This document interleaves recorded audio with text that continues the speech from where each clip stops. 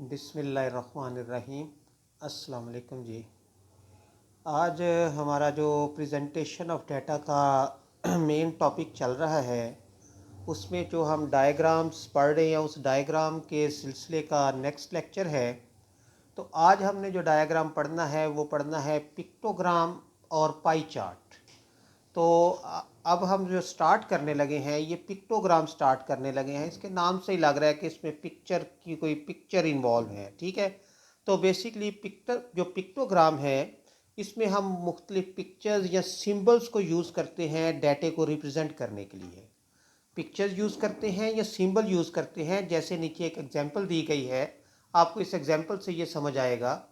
ठीक है, इस एग्जांपल के अंदर देखें, इसमें क्या है कि एक ग्राफ है, एक डायग्राम है, जिसके अंदर जो है कुछ take a look at this pictogram. इसके अंदर हमें it shows how many cars a salesman sold during a week.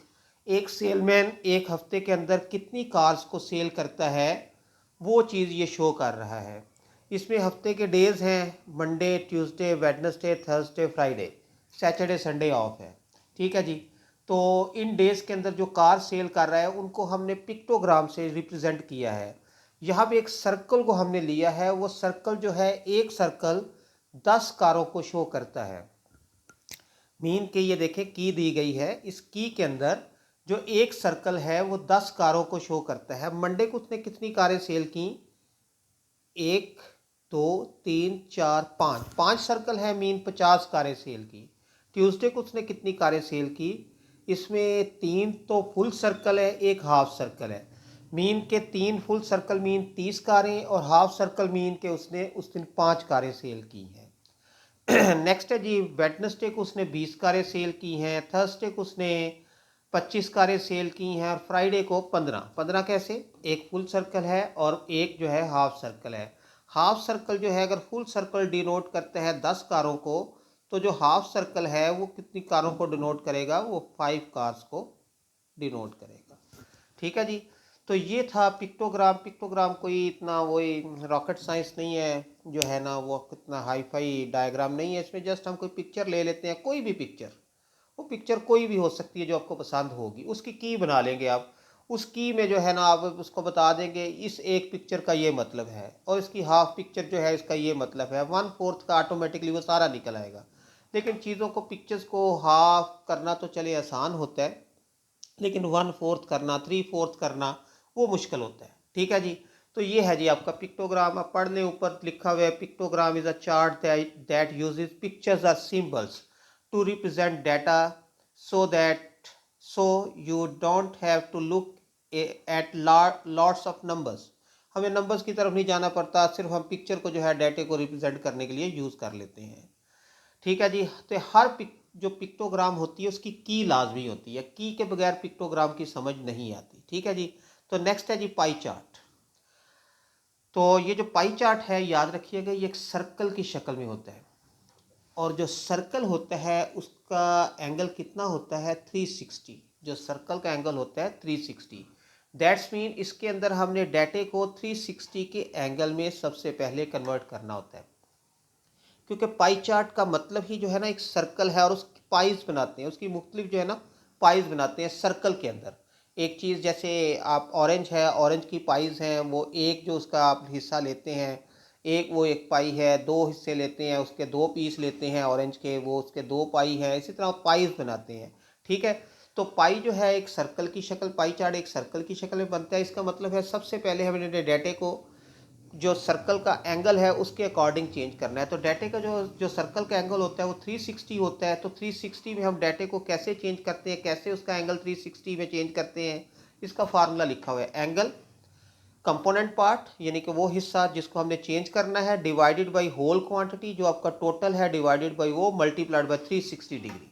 ठीक है जो, तो वो आपका जो डाटा है वो सर्कल के एंगल में चेंज होना शुरू हो जाएगा। ठीक है, इसको आप पढ़िएगा, आपको सारा समझ आ जाएगा। लेकिन मैं इसको आप साथ साथ जो है ना वो आपके सामने जो है उसको डिस्क्राइब करता जा रहा हूँ।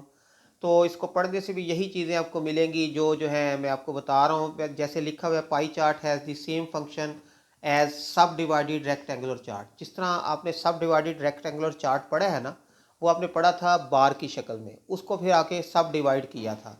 पाई चार्ट को हम एक सर्कल की शक्ल में पढ़ेंगे और इसको सब डिवाइड करेंगे। The only difference between them is that in pie chart the circles are used instead of rectangles or bars। ठीक है, तो आगे मैं इसको थोड़ा सा आपको उसकी मदद से, क्वेश्चन की मदद से समझाता हूँ। ये एक एग्जांपल है। The following table gives expenditures in rupees of a family on different commodities or items।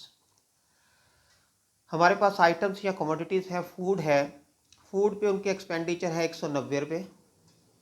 Clothing है, क्लॉथिंग पे एक्सपेंडिचर है 64 रुपीस। रेंट है, रेंट पे एक्सपेंडिचर है 100 रुपीस।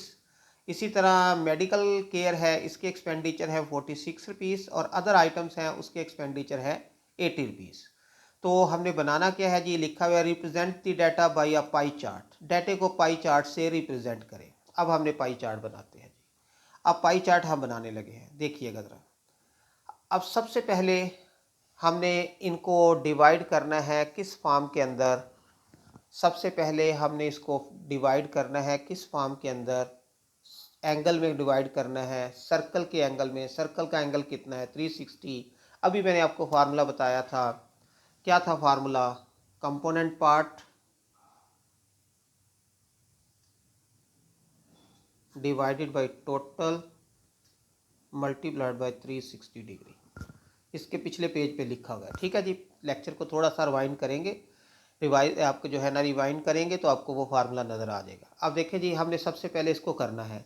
कंपोनेंट पार्ट कितना है 190, इसका टोटल कितना है 480, मल्टीप्लाइड बाय 360 तो 142.5 डिग्री आ गया। उसके बाद है जी 64 divided by 480 multiplied by 360, 48 degree आ गया। अब इसके ऊपर डिग्री का जो है वो साइन डाल लीजिएगा 360 के ऊपर भी, ताकि पता चल जाए हम एंगल में कन्वर्ट कर रहे हैं। फिर उसके बाद जी 100 divided by 480 multiplied by 360 degree, 75 degree and up to so on. अब हम इसको पाई चार्ट बनाते हैं। पाई चार्ट बनाने के लिए सबसे पहले हमें सर्कल बनाना पड़ेगा, और सर्कल बनाने के लिए हमें क्या चाहिए, प्रकार चाहिए। और प्रकार के अंदर एक बॉल पॉइंट लगा के, पेंसिल लगा के, जो भी है आप एक सर्कल बना लेंगे। ठीक है जी, ये मैं एक सर्कल आपके सामने ड्रा करने लगा। इस सर्कल को हम ग्राफ इसकी मदद से जो है अपनी प्रकार की मदद से इसका सर्कल बना लेते हैं। ठीक है जी, ये सर्कल इसका, सॉरी बॉल पॉइंट ज़रा स्लिप हो गई है तो कोई नहीं, इसको दोबारा कर लेते हैं। थोड़ा सा नीचे वो ग्लास है, ग्लास की वजह से ना स्लिप हो रही है।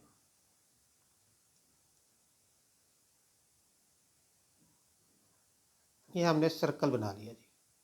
ठीक है जी, ये सर्कल हमारा बन गया। अब इस सर्कल का हमने जो सेंटर था, सेंटर से रख के हम इसका एक लाइन लगा देंगे। सेंटर से रख के सीधी लाइन लगा दें। ये हम क्लॉक का जिस तरह 3 होता है ना, 3 पे लाइन लगा सकते हैं, या क्लॉक के 12 पे लाइन लगा सकते हैं। मीन बिल्कुल 90 के एंगल पे या बिल्कुल 180 के एंगल पे, जिस तरह मर्जी आप इसकी लाइन लगा सकते हैं। 90 पे लगाएंगे तो इस तरह लगाएंगे, और आप 180 पे लगाएंगे तो ये जो मैंने आपके सामने लगाई है ये है। अब आप लेंगे प्रोटेक्टर डी, जिसे डी कहते हैं। अब डी को सेंटर में रखेंगे उसके। ठीक है जी, डी को हम रखेंगे सेंटर में बिल्कुल। आपको डी का यूज़ आता होगा। ठीक है, तो डी का यूज़ वही पुराने वाला है जो आपने बचपन में सीखा हुआ है। डी का यूज़ क्या है कि हम डी को जो है, जहाँ हमने सर्कल का मिड रखा था, जहाँ में हमने प्रकार की वो नोक रखी थी, वहाँ पे डी के ऊपर एक क्रॉस बना हुआ है, उस क्रॉस को उसके ऊपर रखेंगे और उस लाइन के ऊपर डी को बिल्कुल सीधा रख देंगे। ठीक है जी, और इसका जो है आप एंगल पढ़ेंगे। अच्छा याद रखिएगा, इसको, इसका कोई हार्ड एंड फास्ट रूल नहीं है कि हमने क्लॉकवाइज बनाना है कि एंटी क्लॉकवाइज बनाना है। हम क्लॉकवाइज बना लें, एंटी क्लॉकवाइज बना लें, कोई मसला नहीं है। लेकिन जो मोस्टली जो आपकी सॉफ्टवेयर्स हैं ना, वो क्लॉकवाइज जो है ना इसको बनाते हैं। तो हम भी चले क्लॉकवाइज बना लेते हैं, क्लॉकवाइज एंगल को पढ़ते हैं जी।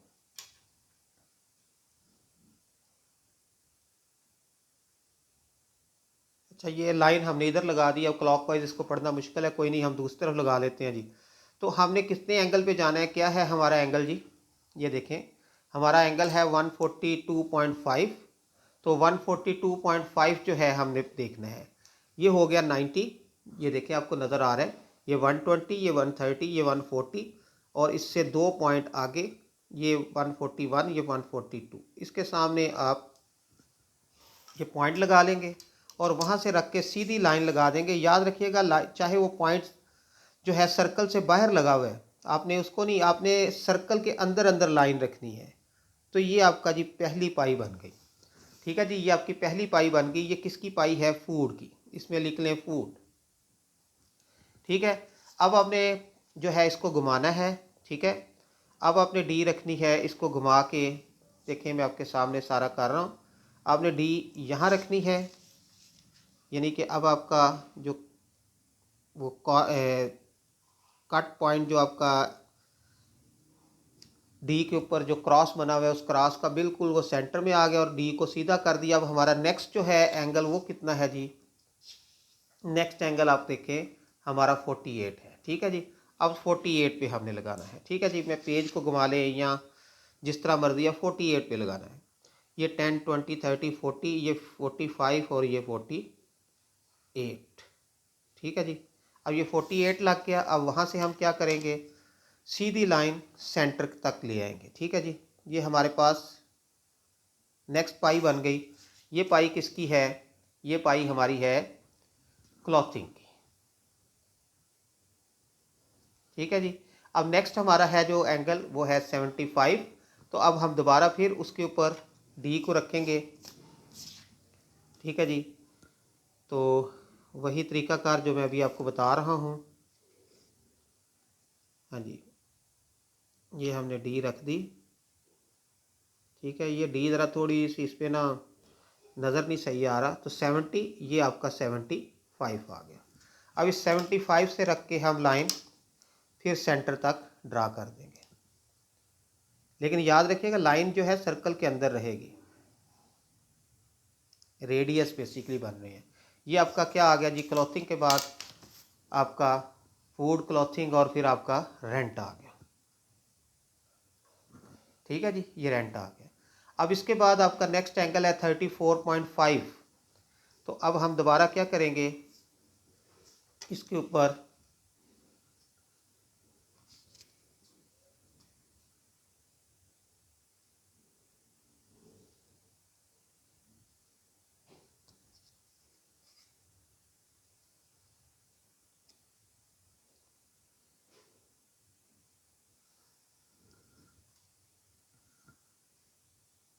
ये जी हमने रख दिया इसको। एंगल है 34.5। तो ये हमारा हो गया 30, ये 34.5 हमारा यहाँ करके आएगा। ये अंदाजे से लगेगा क्योंकि ये एग्जैक्ट तो नहीं होगा 34.5, तो अंदाजे से लगा लेंगे ये 34.5 है। ठीक है जी, तो यहाँ से अब हम लाइन रखेंगे और सीधी जो है वो ड्रा कर देंगे सेंटर तक, रेडियस इसका बना देंगे। ये हमारा जी आ गया। अब इसमें हमारा आ गया मेडिकल केयर। इसमें हमारा मेडिकल केयर आ गया। मेडिकल केयर के बाद अदर आइटम्स का 60 है, तो जो रिमेनिंग बचेगा वो 60 होगा। आप चाहे चेक कर लीजिएगा। ठीक है, अब थोड़ा बहुत तो फ़र्क पड़ सकता है, माइनर सा, क्योंकि बाद का डी सही ना रखने की वजह से जो है ना ये प्रॉब्लम आ जाती है। आप जो प्रोटेक्टर रखते हैं तो देखें एग्जैक्ट 60 आ रहा है मेरा, जो है एग्जैक्ट 60 रिमेनिंग बच रहा है, एग्जैक्ट 60 बच रहा है मेरा रिमेनिंग। तो जो रिमेनिंग बचेगा अदर आइटम्स का वो 60 है। तो आपको उसको तो ड्रा करने की ज़रूरत नहीं। तो ये अदर आइटम्स है। मैंने इसे एंटी क्लॉकवाइज बनाया है, आप इसे क्लॉकवाइज भी बना सकते हैं। मैंने लाइन लगाई थी इस तरफ, रेडियस इस तरफ लगाया था, यानी कि 3 पे लगाया था। आप रेडियस चाहे तो 9 पे लगा के उसको जो है ना एंटी क्लॉकवाइज इसको ड्रा कर सकते हैं। ठीक है जी, तो ये आपकी मर्ज़ी है, आप इसे क्लॉकवाइज बनाएं, एंटी क्लॉकवाइज बनाएं, कोई इसका हार्ड एंड फास्ट रूल नहीं है। लेकिन मैंने बताया कि जो सॉफ्टवेयर्स हैं मोस्टली वो क्लॉकवाइज बनाते हैं। हाँ, इसकी भी आप की बना सकते हैं, की बना सकते हैं। फॉर एग्जांपल इसके अंदर आप कोई और कलर दे सकते हैं। ये लाइनें लगा दी इसके अंदर मैंने, तो ये जो लाइनें हैं की के अंदर किसको डिनोट करती हैं? फूड को। फिर इसमें मैंने ये वाली लाइनें लगा दी और ये वाली लाइनें जो हैं, जो आपकी वेव्स हैं, वो डिनोट करती हैं क्लॉथिंग को। ठीक है, इसके अंदर आप डॉट लगा सकते हैं, मुख्तलिफ डिज़ाइन दे सकते हैं। अगर आपके पास कलर हैं तो कलर दे सकते हैं। मैंने इसके अंदर डॉट लगा दिए। ये जो डॉट हैं ये डिनोट करते हैं रेंट को। ठीक है, फिर उसके बाद हम इसके अंदर स्टार बना देते हैं।